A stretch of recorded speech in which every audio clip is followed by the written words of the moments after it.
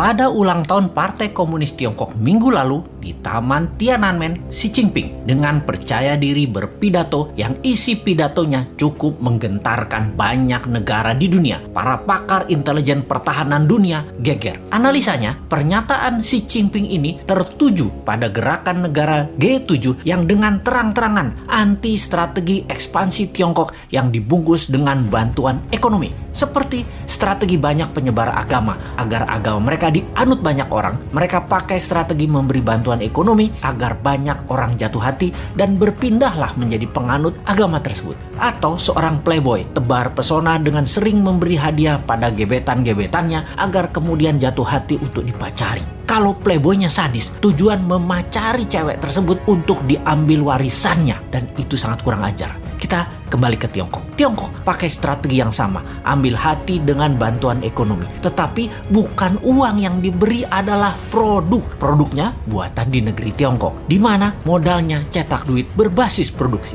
Sederhana kan? Tapi pejabat negara yang negaranya takut dengan Tiongkok dipasang doktrin bahwa kalau cetak uang itu akan inflasi negaramu. Wis, sakarepmu bos. Ingat, jabatan ada batasnya, ilmu juga ada batasnya.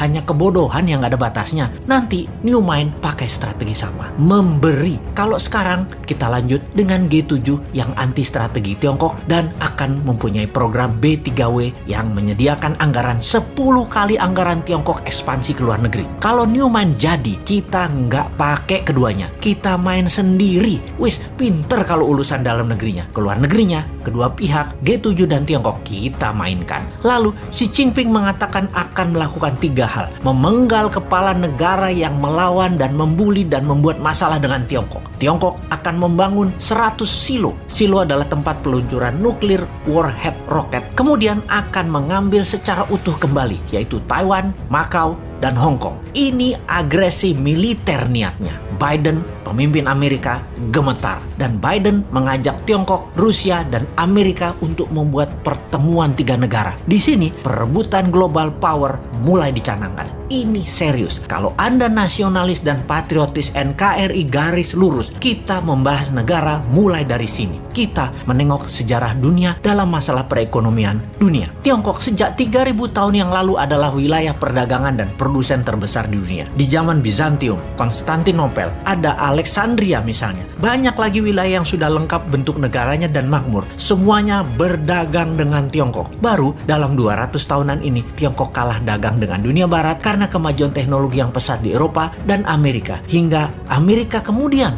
membangun Korea Selatan dan Jepang untuk menguasai pasar Asia Timur. Namun, strategi Deng Xiaoping di tahun 1979 hanya dalam 40 tahunan, Tiongkok kembali menjadi yang terbesar perdagangannya. Salah satunya memang bangsanya terbiasa berproduksi, terbiasa dagang, dan kuat lapar bangsanya. Secara bawah sadar, bangsa Han itu adalah bangsa pedagang, pandai memberi di awal, pandai merendah, pandai dagang tanpa untung, yang penting pembeli untung dulu, pandai putar uang, dan jago dalam kesehatan alami biomedisin tradisional ala timur. Secara ekonomi dan kesehatan memang di nomor 1 dan 2 kan, baru makanan. Mereka itu jago makan. Makanan mereka enak-enak. Secara dasar kehidupan, pola pikir bawah sadar mereka ya happy-happy dan kerja keras. Work hard, play hard. Jangan kayak di negara tetangga, banyak yang work soft, no play.